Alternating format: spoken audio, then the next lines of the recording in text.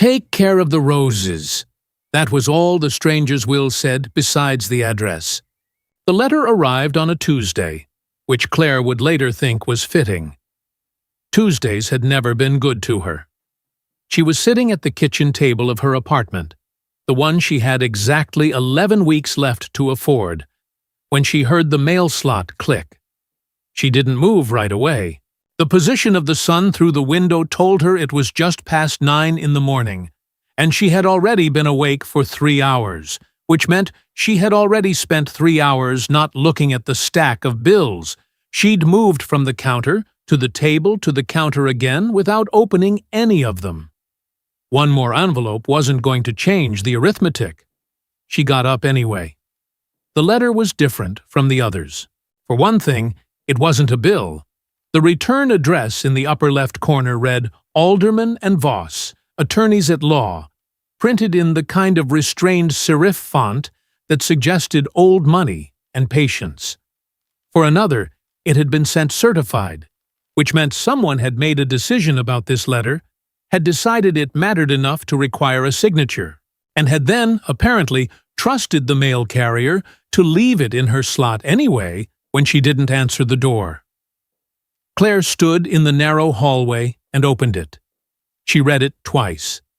Then she sat down on the floor with her back against the wall, which was not something she had done since she was approximately 9 years old, and read it a third time.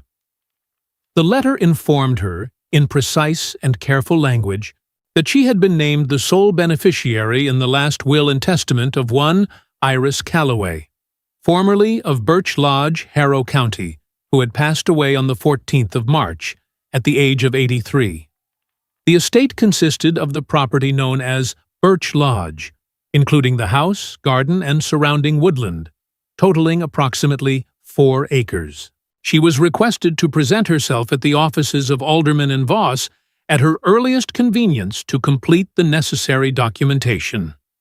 Claire had never heard the name Iris Calloway in her life. She sat on the floor for a long time.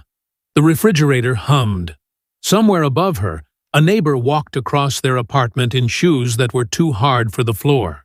Claire read the letter a 4th time, paying particular attention to her own name, which appeared twice, once in the salutation and once in the body of the text, as if the attorney had anticipated that she might need to see it more than once to believe it. She believed it. She just didn't understand it. The offices of Alderman and Voss were on the 4th floor of a building downtown that smelled of carpet cleaner and old paper. The attorney who received her was a man named Gerald Voss, 70-ish, with the measured manner of someone who had sat across from enough confused and grieving people that he had stopped being surprised by either. He shook her hand, offered her coffee, and when she said yes, produced it from somewhere behind him without getting up, which seemed to Claire like a small and unnecessary magic trick. He was not alone in the office. The man sitting to the left of the conference table had the look of someone who had arrived early specifically to establish that he had arrived early. He was in his mid-50s, broad across the shoulders, with the kind of tan that came from golf rather than labor, and a suit that cost more than Claire's monthly rent. He stood when she entered, which was a gesture that managed to feel both courteous and territorial at the same time. "Warren Calloway," he said. "Iris was my aunt." He said it the way people say things they've rehearsed. Not stiffly, but too smoothly, the words worn down from repetition into something frictionless. "Claire Maddox," she said. "I know who you are." Gerald Voss cleared his throat gently and suggested they sit. The reading of the will was brief. Iris Calloway had been, it emerged, a woman of few words even in her legal documents. The property known as Birch Lodge, comprising the house, garden, and surrounding woodland, passed in its entirety to Claire Maddox, of the address on file. There were no other bequests. There was no explanation. Warren's expression throughout this was the expression of a man who had prepared himself for bad news, and was now discovering that the bad news was worse than he'd prepared for. He said nothing during the reading, which struck Claire as requiring considerable effort. When Gerald Voss finished, he produced a second document, a single page, handwritten, attached to the back of the will as a separate addendum. He placed it on the table in front of Claire. The handwriting was old but precise, the letters formed with the careful deliberateness of someone who had written by hand their entire life and saw no reason to stop. The ink was dark blue. The page contained two things: the address of Birch Lodge, which she already had, and a single sentence below it: "Take care of the roses." That was all. Claire looked at the page for a long moment. She was aware of Warren looking at her from across the table. "This will be contested," he said. His voice was level, almost conversational, as if he were discussing a scheduling conflict rather than a legal challenge. "My aunt was 83 years old and had been living alone for over a decade. There are serious questions about her capacity at the time this document was executed." "Mr. Calloway," Gerald Voss said, "the will was executed 14 months ago, and witnessed by 2 attorneys at this firm. Your aunt was entirely lucid during that meeting. I was present." "Attorneys can be mistaken. They can also testify." The two men looked at each other with the polite hostility of people who have had this conversation before and expect to have it again. Claire looked at the handwritten page. "Take care of the roses." She had never in her life owned a plant. She had killed a cactus once, in her 20s, through a combination of overwatering and optimism. She had no particular feelings about roses in either direction, and yet something about those 4 words, written in that careful dark blue ink by a woman she had never met, settled in her chest with a weight that had nothing to do with horticulture. She picked up the pen Gerald Voss slid across the table and signed the documents. Warren watched her sign. When she looked up, his expression had shifted into something that was almost a smile, the kind that meant he had already moved on to the next stage of whatever plan he was executing. "I'll be in touch," he said. It wasn't clear whether he was speaking to her or to Gerald Voss. He left without shaking her hand. Gerald Voss gave her a set of keys on a plain metal ring, a copy of the will, and a folder of documents relating to the property: deed, survey, utility accounts, a note from the county assessor's office. He also gave her a business card and told her to call if she had questions, with the tone of someone who expected she would have many. She drove out to Harrow County the following Saturday. The directions took her off the highway after 40 minutes and onto progressively narrower roads, 2 lanes to 1 lane to a gravel track that wound through second-growth forest for nearly 2 miles before opening without warning into a clearing. She stopped the car and sat for a moment with the engine running.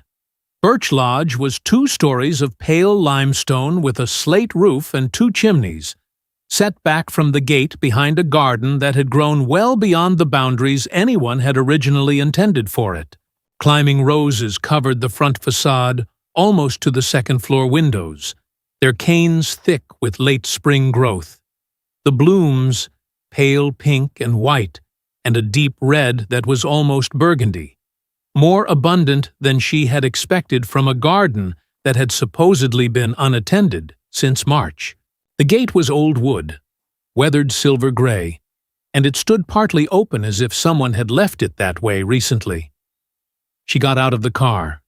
The gravel path from the gate to the front door was partly reclaimed by moss, but intact. The garden on either side of it was dense and complicated. She could see roses and something that might be lavender, and what she was fairly certain were foxgloves, though she wasn't confident enough in her botanical knowledge to be sure. The whole thing smelled extraordinary. She hadn't expected that. The key turned in the lock with the solid, unhurried click of old hardware that had been made to last. Inside, the air was still and cool, and carried the faint smell of dried flowers, and old wood, and something else she couldn't name. Not unpleasant, just specific. The olfactory signature of a life lived in one place for a very long time. The furniture was all there, covered in dust, but not in disarray. The bookshelves were full. A photograph hung above the fireplace. A woman outdoors somewhere, the image slightly blurred as if the camera had moved at the last moment, the face not quite visible. Claire stood in the center of the sitting room and looked at it for a long time. She had not yet decided whether she was going to keep the house. She had not decided anything, really, beyond signing the documents and driving out here to see what it was. But standing in that room, with the light coming through the windows in long afternoon slants, and the smell of the garden drifting in through the door she'd left open behind her, she found herself doing a calculation she hadn't meant to do, measuring the distance between where she was now and where she'd been 2 months ago, when she still had a job and a plan, and the reasonable expectation that both would continue. The school had closed in January. Budget shortfalls, the district had said, as if that explained anything. 41 teachers let go in a single afternoon, handed cardboard boxes and escorted to the parking lot with the brisk efficiency of people who wanted the thing to be over. Claire had taught 6th grade English for 9 years. She had been good at it. That hadn't mattered. She had been applying for positions since February. There had been interviews, 3 of them, each one ending in a phone call that used the word "unfortunately" in its first sentence. Her savings would cover rent through July. After that, she didn't have a plan. She looked around the room again, at the bookshelves, the fireplace, the photograph she couldn't quite see clearly, at the windows that let in the light. She was still standing there when something moved at the edge of her vision. The cat had come in through the open door without her noticing. Or perhaps it had been there when she arrived, somewhere in the shadows of the room. It was old, that much was immediately apparent, with the deliberate movements of an animal that had learned to conserve effort. Its fur was gray with white at the muzzle, and it walked with a slight unevenness that suggested one of its back legs gave it trouble. It crossed the room without acknowledging her, jumped onto the armchair by the window with more determination than grace, and settled itself in the patch of sunlight with the air of something that had been doing exactly this for a very long time, and intended to continue. It looked at her once. Then it looked away. Claire looked at the cat. She looked at the door, still open behind her, and the garden beyond it, and the gate at the end of the path, and her car on the other side of the gate. She thought about the apartment, and the bills on the counter, and the 11 weeks. She closed the front door. Daniel Pruitt appeared the next morning without warning, which was how Claire would later learn he did most things. She was in the kitchen attempting to make the ancient percolator work when she heard boots on the gravel path and looked up to see a man letting himself through the side gate with the unhurried ease of someone who had done it 10,000 times. He was in his mid-40s, lean in the way that came from outdoor work rather than intention, wearing canvas trousers and a jacket that had seen considerable use. He was carrying a trug basket and a pair of pruning shears, and he did not appear to have noticed her standing at the kitchen window until he was nearly at the door. He stopped, looked at her through the glass with an expression that registered surprise, and then immediately set it aside. She opened the back door. "You must be the one who inherited," he said. It was not a question. "Claire Maddox," she said. "Daniel Pruitt." He shifted the trug to his left hand and extended his right. His grip was brief and firm. "I looked after the garden for Iris. Tuesdays and Fridays, mostly. Sometimes Saturdays, when there was a lot to do. She didn't mention you in the will." "No." He said it without apparent grievance. "She wouldn't have." That wasn't the kind of arrangement we had. Claire stepped back from the door, and he came in, setting the trug and shears on the flagstone floor near the entrance with the practiced ease of someone who knew exactly where things went in this kitchen.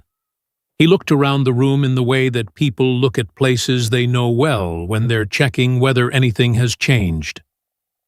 "The percolator needs the valve loosened first," he said, nodding toward the stove.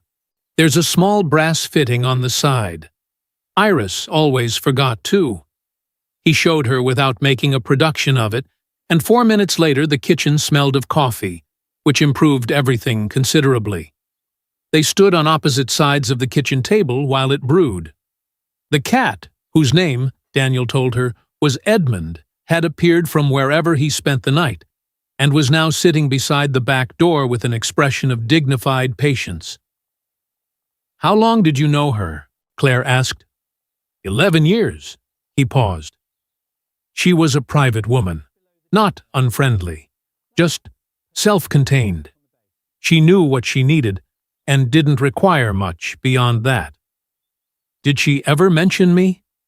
He looked at her steadily for a moment before answering. "Not by name, but she mentioned there was someone she was thinking of, someone she'd been watching for a while." The phrase landed strangely. Claire turned it over in her mind, someone she'd been watching, and found it more unsettling than reassuring, though she couldn't have said exactly why. "What does take care of the roses mean to you?" she asked. "As someone who actually knows about roses." Daniel was quiet for a moment, looking out the kitchen window toward the garden. To Iris, it meant something specific. The roses out front aren't random. She planted them over about 15 years, and she was deliberate about it. The placement, the varieties, which ones went where.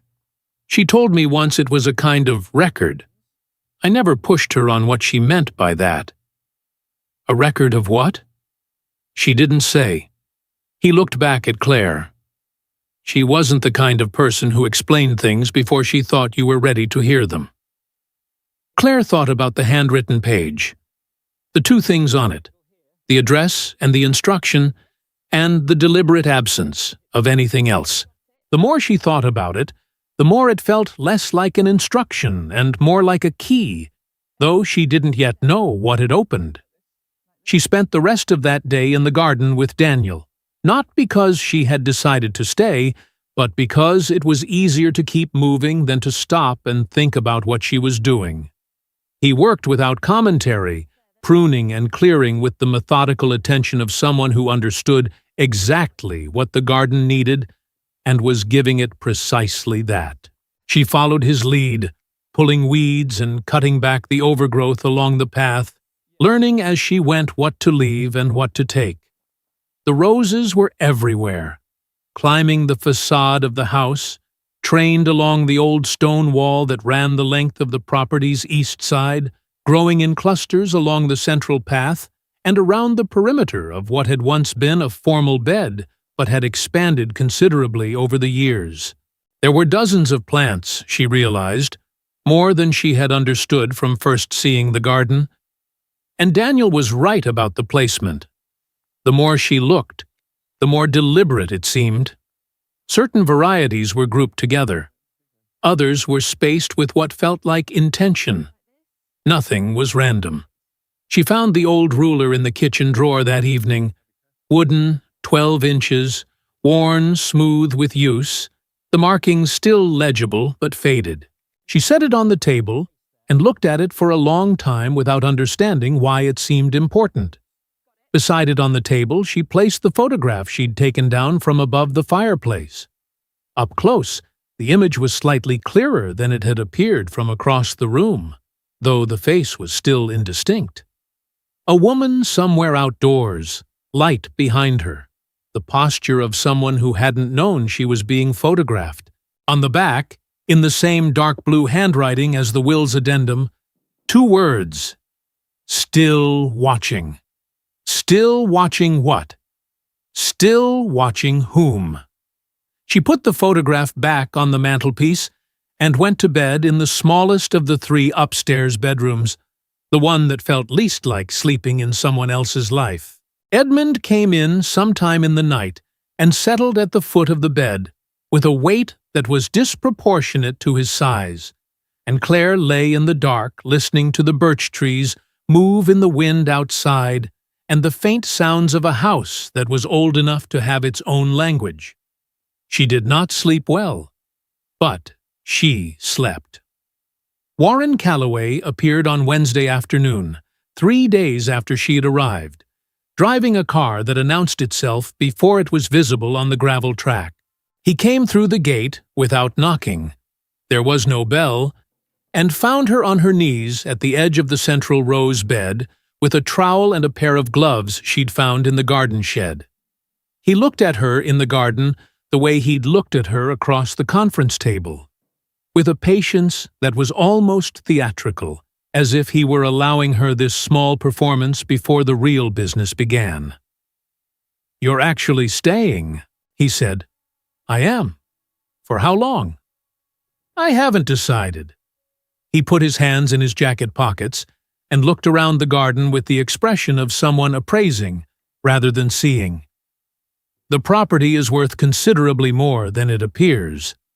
The woodland alone has value. There's been developer interest in this part of the county for several years." Iris knew that. Then why didn't she sell? He looked back at her. Because Iris made decisions based on things that weren't always rational. "That's partly what I intend to demonstrate to the court." "Your attorney called mine yesterday," Claire said. She hadn't planned to say it, but she found she didn't want him to think she'd been caught off guard. "The filing is already in process, apparently." "It is." He said it without apology. "I want to be straightforward with you, Ms. Maddox. This isn't personal, but my aunt spent the last years of her life in this house alone, and the family has concerns about the decision she made during that time. A court will hear those concerns. She executed the will 14 months ago with 2 witnesses who are prepared to testify. Witnesses can be questioned." He tilted his head slightly. "I'll make you an offer, a fair one. Above market value for the house and land taken together. You'd walk away with enough to—" He glanced at the garden, at her kneeling position, at the state of her gloves. "Start over somewhere. That's what you need, isn't it?" Claire looked at him for a moment. Then she looked down at the rose bed she'd been clearing, at the root system of the nearest plant, thick and established, the kind that took years to develop, at the space beside it, where the soil was slightly different in color and composition than the surrounding ground. Not much, but enough if you were paying attention. "Thank you for the offer," she said. "No." Warren nodded once, as if confirming something he'd already expected. "I'll be in touch." He left the way he'd come. Claire stayed where she was, on her knees in the garden, looking at the patch of different-colored soil. She picked up the trowel. The soil shifted easily, too easily for ground that hadn't been disturbed in years. 6 inches down, the trowel hit something solid. She dug more carefully then, widening the space, using her gloved hands as much as the tool. What emerged was the corner of something. Metal, she thought at first. But when she cleared more soil, she could see it was a small wooden box, sealed with an oilcloth wrapping that had kept the wood intact. She sat back on her heels and looked at it. Above her, the roses moved in the afternoon breeze. Edmund had appeared from somewhere and was sitting 3 feet away, watching with the alert attention of a cat who knows something is happening. She didn't open the box that evening. She brought it inside, set it on the kitchen table, and looked at it for a long time while the percolator worked and the light changed in the windows. It wasn't reluctance exactly. It was something more like the recognition that some things, once opened, couldn't be closed again. and she wanted to be certain before she crossed that particular threshold. She was still sitting at the table when she noticed the ruler again, the old wooden one from the drawer. She picked it up and looked at it properly for the first time. Along one edge, the standard measurements. Along the other edge, a series of small marks that she had initially taken for wear, but weren't. They were deliberate. Numbers, and between the numbers, something that might have been compass directions, and at the end, a sequence she didn't recognize. She looked out the window at the garden, now dim in the early evening. Then she looked at the box on the table. Tomorrow, she thought.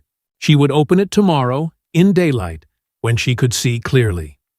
She went upstairs. Edmund followed. She opened the box in the morning at the kitchen table, with the percolator going and the back door open so the garden smell came in with the light. The oilcloth came away cleanly. Iris had wrapped it well, with the careful thoroughness of someone who expected to wait. Inside the box was a series of items arranged in order, which Claire recognized immediately as intentional. Not a random collection, a sequence. The first was a photograph, clearer than the one above the fireplace, taken outdoors in what looked like the garden in an earlier decade, the roses younger, and the birch trees behind the wall visibly thinner. In it, a woman stood beside the central rose bed with a trowel in one hand and an expression of complete concentration. She was perhaps 60 in the photograph, upright, spare, with the look of someone who had never wasted much time on things that didn't matter. On the back, the dark blue handwriting again, The Beginning. 1999. The second was a letter. 3 pages, folded twice, in the same precise hand as everything else Iris had left behind. Claire flattened them on the table and read. The letter did not begin with an explanation. It began, instead, with an instruction. Read this completely before you read the ones that follow. The order matters. Claire read it completely. Iris Calloway had grown up in Harrow County, had left at 22, had spent 30 years elsewhere doing things the letter didn't specify, and had come back at 52 to buy Birch Lodge from an estate sale and live there alone for the rest of her life. She had no children. She had been married once, briefly, in her 30s, and the marriage had ended without bitterness and without children. She had, the letter said, one significant regret. Not about a decision she had made, but about a consequence she had been too slow to prevent. The letter did not yet explain what the consequence was.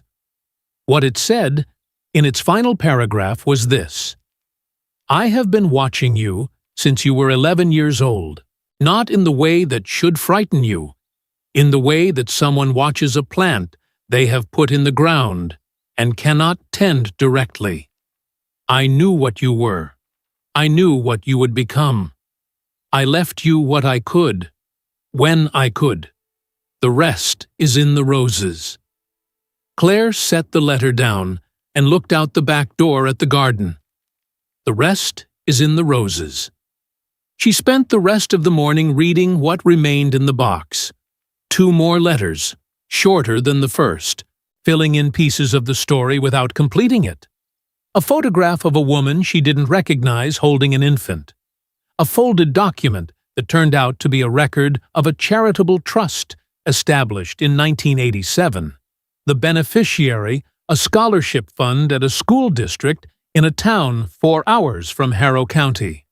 The school district where Claire had grown up, the fund that had paid for the books and materials, and eventually the small annual stipend that had allowed her, at 17, to continue in the academic track, instead of the vocational one her school had been steering her toward. She had known about the scholarship. She had not known who had established it. She sat with that for a long time. The ruler was on the table where she'd left it the night before. She picked it up and looked at the marks along the second edge again. The numbers and the compass notations and the sequence at the end that she still didn't understand. Daniel arrived at 10:30, as he did on Tuesdays. She brought the ruler to the back door. "Did you ever see Iris use this?" she asked. He looked at it for a moment. "In the garden, yes. She used it to measure spacing when she planted. More than a regular ruler needed for, usually. There are marks on the back edge, these ones." He took it from her and looked carefully. His expression changed in a way that was subtle but readable. Not surprise, exactly. More like recognition.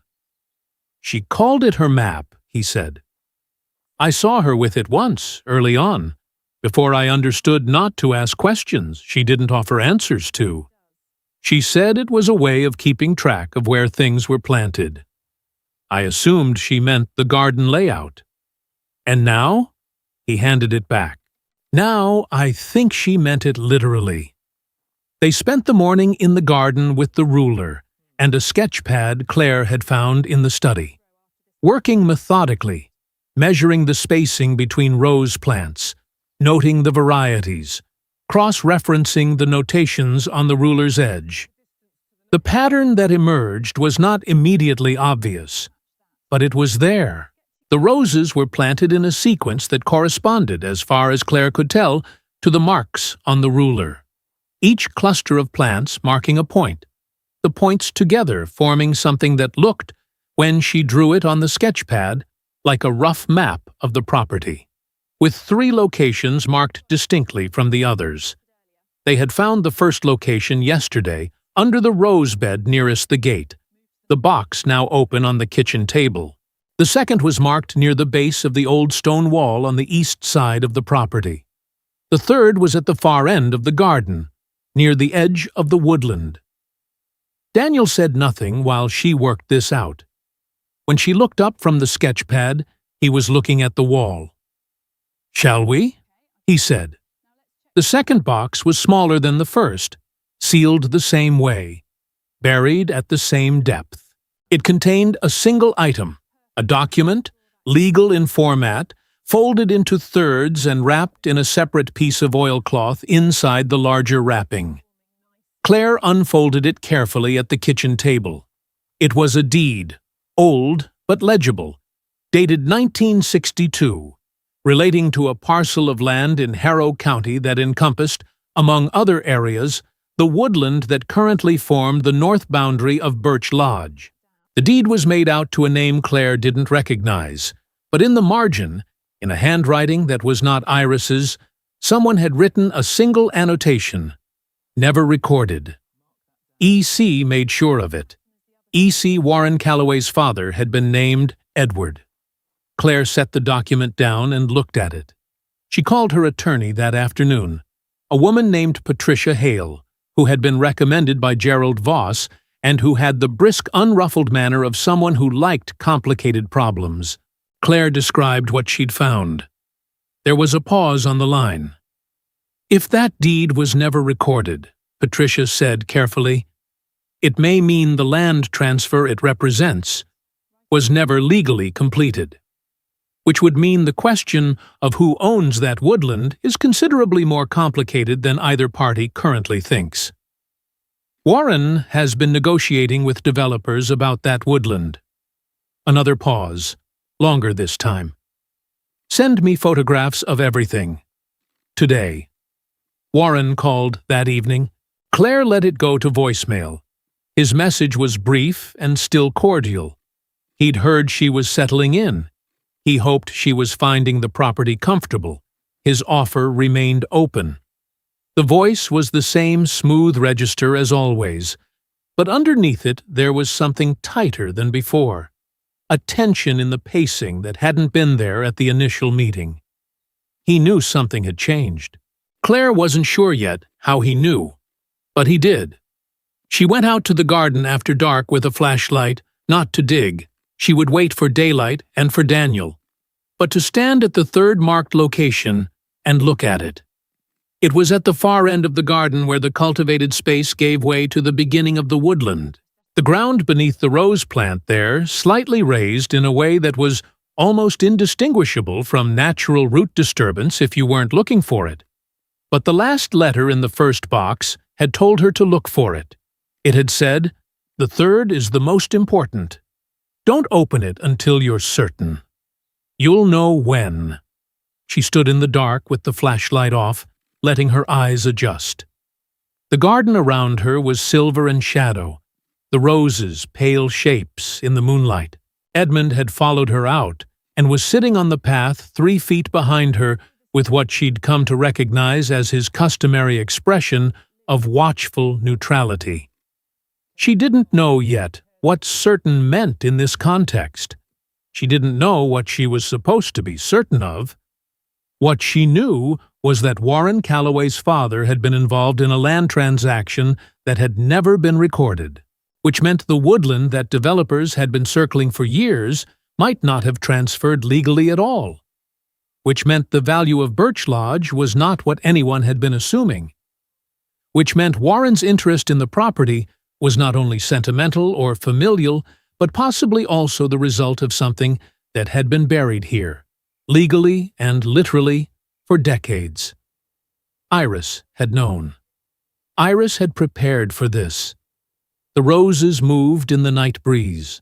The third marked location was 2 feet in front of her, unremarkable in the dark. She went back inside. She did not sleep well again, but this time it wasn't the house that kept her awake. The call from Patricia came at 7 the next morning. "The deed is real," she said without preamble. "I've had a colleague look at the county records. The parcel it describes was never incorporated into the registered title chain. Someone in 1962 arranged a private transfer that bypassed the recording process, which was irregular even then, if the original landowner never received proper consideration. What does that mean for the property now? It means that Warren Calloway's claim to the woodland, which appears to be the basis for his developer negotiations, may rest on a title that doesn't hold.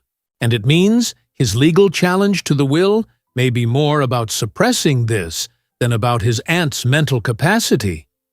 Claire looked out the kitchen window at the garden, at the roses, pale in the early morning light. "He knows I found something," she said. "Almost certainly." Patricia's voice was steady. "I'd expect an escalation. Are you somewhere you feel safe?" "I have a neighbor," Claire said. "He's been here every day." "Good. Don't dig anything else up until I've spoken with the county assessor's office. And document everything you've already found. Every letter, every photograph, every document. Photographs, timestamps, the works." Claire said she would. She ended the call and stood in the kitchen for a moment. Then she picked up the wooden ruler and looked at the third marked location on its edge. The notation beside it was different from the others. Not just coordinates, but a small symbol she hadn't been able to identify the previous day. She looked at it now with fresh attention. It was a key, a simple drawn outline of a key, no larger than her thumbnail.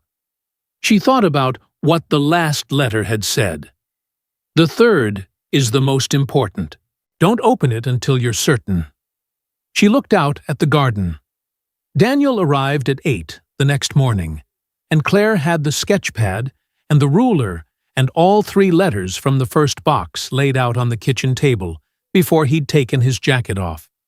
She showed him the symbol beside the third location, the small drawn key, and watched him look at it with the focused attention she'd come to associate with him when something mattered.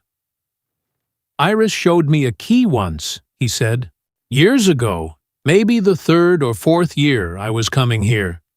She had it on a ribbon around her neck, which was unusual for her.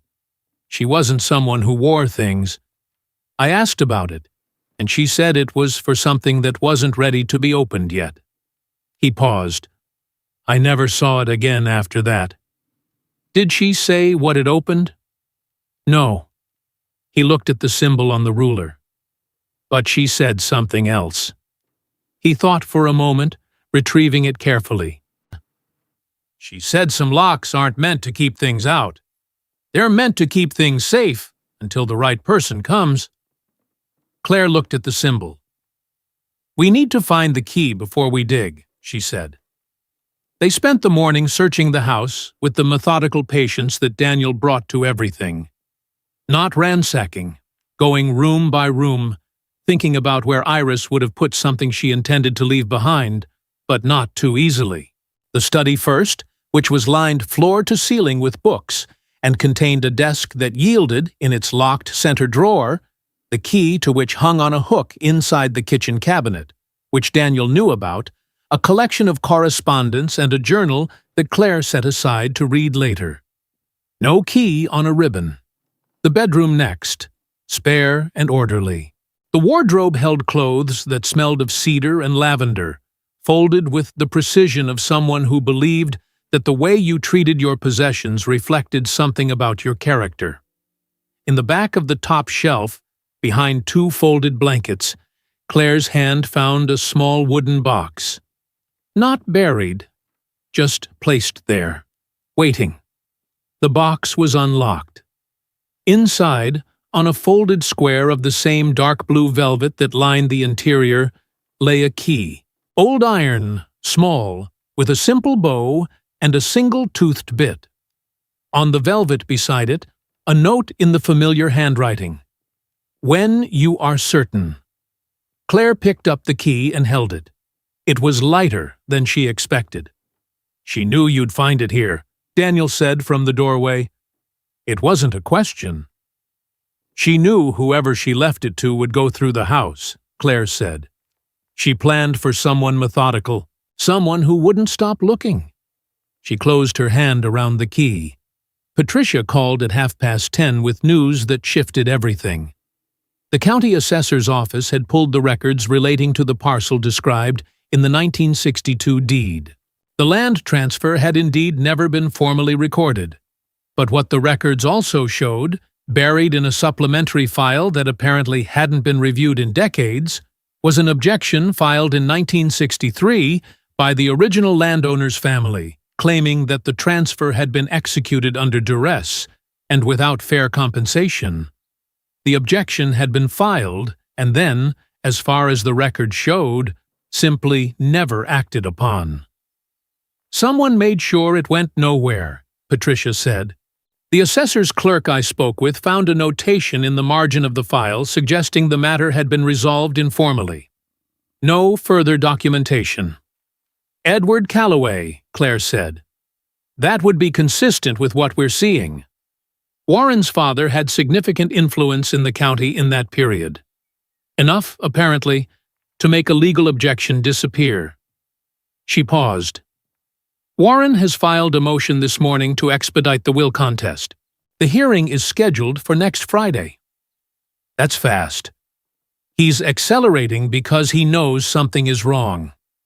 Whatever he thinks you've found, or knows you've found, he wants the legal situation resolved before it becomes relevant to the title question. If the will is overturned, the property reverts to the estate, which he controls as next of kin. And if it isn't overturned, then you own Birch Lodge and everything on it and under it, including whatever legal remedies attach to an unrecorded deed from 1962. Patricia's voice was careful and precise. Claire, if we can demonstrate that the woodland was never legally transferred and that the original family was deprived of their land through improper influence, Warren's entire development arrangement collapses. That's what he's trying to prevent. Claire stood at the kitchen window looking out at the garden. At the third marked location, the rose bush at the far end of the property, closest to the woodland that may or may not have been legally transferred 60 years ago. I need to open the third box, she said. Wait until after I've spoken with a title specialist. Tomorrow, at the latest. Tomorrow, Claire agreed. She spent the afternoon reading Iris's journal. Not all of it. There were decades in it. But the entries from the last 5 years, which were the ones that mattered now. Iris wrote the way she'd done everything else. Precisely, without sentimentality, with the occasional dry observation that reminded Claire of no one so much as the cat. The entries were not confessional. They were records, observations, the garden, the seasons, the occasional visitor. Daniel appeared regularly, referred to simply as D, described in terms of what he'd done in the garden, and once, without elaboration, as steady, which is rarer than people think. Claire's own name appeared for the first time in an entry from 4 years ago. Checked on CM again. The school situation is difficult. She handles it well. Better than I would have at her age. And then, 2 years later, CM is being considered for the department head position. She won't get it. They'll give it to someone with less ability and more convenience. She'll be all right. She always finds her feet. And then, 18 months ago, a month after the school closure had been announced publicly, the district has done what I expected it would do. CM will need somewhere to go next. I've made the arrangements. I hope she's ready for what she'll find here. Not the house. The house is straightforward. But the rest of it. It's a great deal to leave to one person. But she's the right one. She always was. Claire set the journal down. She sat with it for a long time, with the weight of being known by someone who had never introduced herself, of being watched over by someone who had never announced her presence. It was not comfortable knowledge. It was not uncomfortable either. It was simply strange. The way that certain true things were strange. Too real to dismiss. Too large to fully hold. Edmund jumped onto the table and sat on the journal, which was either coincidence or opinion. I know, Claire told him. He looked at her with the ancient, indifferent patience of a creature who had waited out a great deal and was prepared to wait out more. Daniel came with her the next morning. Patricia had called the previous evening to say the title specialist had confirmed what they suspected. The woodland transfer was legally defective, which meant any development agreement predicated on clear title to that land was built on ground that wouldn't hold. She'd also spoken with a historian at the County Historical Society who was familiar with the original landowner's family and who had, as it turned out, been looking for exactly this kind of documentation for years. The third box was buried 18 inches down, deeper than the others, sealed with the same oilcloth wrapping and the same patient care. The iron key fit the small lock on its lid with the quiet precision of a thing made to last. Inside was a single sealed envelope, cream-colored, heavy stock, with Claire's full name written on the front, in the dark blue handwriting she knew now as well as her own. She opened it sitting on the garden path, with Daniel standing a few feet away. Not watching, but present, which was exactly right. The letter was 2 pages. It began without preamble. If you've found this, you've already understood most of it. I'll fill in what remains. Iris Calloway had been, before she returned to Harrow County, an investigative researcher. Not a journalist, not officially anything, but someone with the skills and the patience to find things that other people had hidden and to keep them safe until they could be used.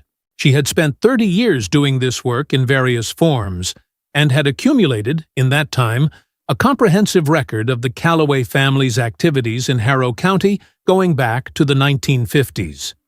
The woodland transaction was one item in that record. Not the only one, but the most actionable. She had returned to Harrow County specifically to acquire Birch Lodge, which sat adjacent to the disputed woodland, and to plant her evidence in the most secure archive she could think of. A garden that required tending, that would only reveal its contents to someone patient enough to earn its trust. I watched you for 20 years, the letter said, because I knew from the beginning what you were. not special. I want to be careful about that word, but specific. The kind of person who finishes things, who doesn't leave when it gets difficult, who notices the things that other people decide not to see. That's not common. I know because I spent 30 years looking for it. The roses are yours. What's under them is yours. What you do with it is yours. I have tried to give you everything you need and nothing you don't. The rest is up to you, which is as it should be. Take care of the roses, Claire. Not because they need it. They're tougher than they look. But because the act of tending to something, of showing up for it regardless of whether it shows up for you, is how you learn what you're made of. You already know. I wanted you to know that you know. I see. Claire folded the letter and held it in both hands for a moment. The garden around her was very still. The roses moved slightly in the morning air. The pale pink and the deep red and the white, planted over 15 years by a woman she'd never met, tended by a man who had shown up twice a week for 11 years because that was the arrangement, growing in a pattern that had waited 20 years to be read. Daniel said nothing. He was looking at the woodland, the birch trees pale and straight along the boundary, the ground beneath them undisturbed and sunlit. The hearing was on a Friday, in a county courthouse that smelled of old wood and institutional paint. Patricia sat beside Claire at the respondents' table. Warren Calloway sat across the room with his attorney, both of them composed in the way of people who had prepared carefully for a situation they expected to control. Francis arrived 15 minutes before the hearing began, moving carefully with a cane, and sat in the gallery behind Claire's table. She was in her 70s, neat and deliberate, with the look of someone who had spent decades handling other people's important documents and understood exactly how important that was. Warren's attorney presented first, a psychiatric evaluation, medical records from Iris's final years, testimony from a specialist who hadn't treated Iris personally, but who was prepared to offer an opinion about the cognitive effects of prolonged isolation. The argument was constructed and professional. Iris Calloway, it maintained, had been a woman in cognitive decline making decisions without proper understanding of their consequences. Patricia waited. When her turn came, she presented three things. First, the signed testimony of Gerald Voss and his colleague, both present at the execution of the will, both confirming Iris's complete lucidity and explicit awareness of what she was doing and why.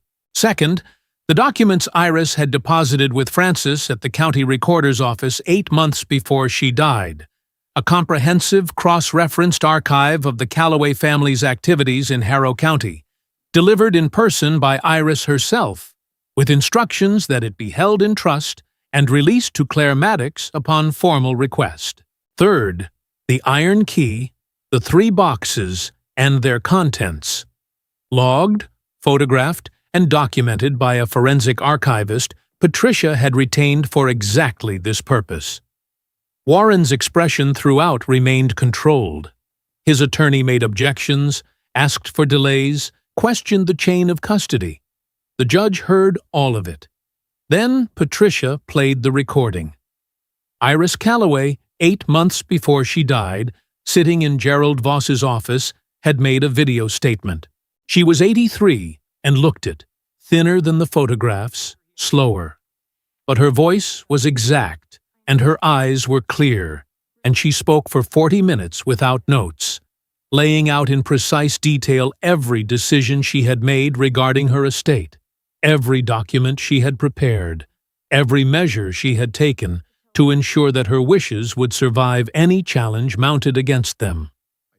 At one point in the recording, she looked directly at the camera and said, "I am aware this will be contested. I am aware of exactly who will contest it, and exactly why. I have arranged accordingly. I have been arranging for a long time. That is what I do." The courtroom was very quiet. Warren's attorney leaned toward him and said something in a low voice. Warren shook his head. Then, a moment later, in a voice that had lost its careful smoothness, that had the tightness of someone who has understood they are not going to win and has not yet adjusted to that understanding, he said, clearly enough to be heard, "She had no right to do this. That land has been ours for 60 years. The judge looked at him. "Mr. Calloway," the judge said, "that statement is going to require some explanation." It required more than an explanation. Warren's attorney immediately moved to suspend proceedings. Warren, who had spent 40 years presenting a controlled face to complicated situations, found that 41 years was 1 year too many. The motion to contest the will was denied. The question of the woodland title was referred to a separate proceeding, along with a notation from the bench suggesting that the county might wish to review the 1963 objection that had been so informally resolved. Claire walked out of the courthouse into afternoon sunlight. Daniel was waiting at the bottom of the steps. He hadn't come inside, which was in keeping with his general position on formal proceedings, but he had driven her there, and he was there when she came out, which was what mattered. "Well?" he said. "It's done," she said. He nodded once, the way he acknowledged most things, without excess, without performance. They drove back to Birch Lodge through the county roads, the birch trees lining the last mile of the track pale and straight, and moving in the afternoon breeze. The gate was the same weathered silver gray. The garden was the same complicated, abundant, deliberate thing it had always been. Edmund was sitting on the front step, with the air of a creature who had expected them back, approximately when they arrived. Claire opened the gate and walked up the path. She stopped in front of the central rose bed, the first one she'd ever looked at, standing here the first afternoon, before she knew what any of it meant. The roses were very still. She thought about what Iris had written, "They're tougher than they look," and about the scholarship fund that had paid for her books at 17, and about the scholarship committee meeting she had never been invited to because she hadn't known there was one, and about a woman she'd never met sitting in this garden for 30 years, keeping records, keeping faith, keeping something alive until there was someone to give it to. Take care of the roses, not because they need it, because the act of tending to something, of showing up regardless, is how you learn what you're made of. Behind her, Daniel latched the gate. She already knew. Iris had wanted her to know that she knew. She crouched down at the edge of the bed and pulled a small weed from the base of the nearest rose. Careful, the way Daniel had shown her, getting the root, and set it on the path beside her. It was a start. Iris spent 30 years tending something she would never see completed. She planted roses in a pattern no one else could read, buried documents in waterproof boxes, watched a girl from a distance grow into someone she trusted, and never once introduced herself. Most people would call that a lonely way to live. I think Iris would call it a choice. There's a difference between loneliness and solitude, between waiting and wasting time. She wasn't waiting for the world to notice her.